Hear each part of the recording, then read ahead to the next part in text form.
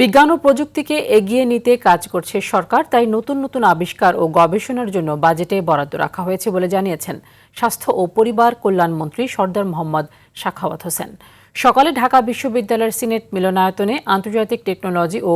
জনস্বাস্থ্য বিষয়ক সম্মেলন নিয়ে আয়োজিত এক আলোচনা সভায় এসব কথা বলেন মন্ত্রী আরও বলেন, মানুষের সেবার মান উন্নয়নে কাজ করা হচ্ছে। জেলা ও উপজেলা পর্যায়ে মেডিকেল সরঞ্জাম বৃদ্ধির জন্য সরকারের পক্ষ থেকে নানা উদ্যোগ গ্রহণ করা হয়েছে। দেশের বিপুল সংখ্যক জনগোষ্ঠীকে সীমিত বরাদ্দের মধ্যেও চিকিৎসক ও নার্সরা সেবা প্রদান করছে বলে জানান স্বাস্থ্যমন্ত্রী। We have to increase the number of doctors, we have to increase the number of nurses,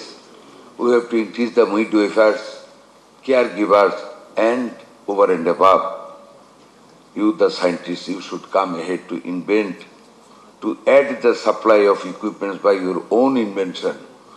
from inside the country to support the country, to save their foreign exchanges,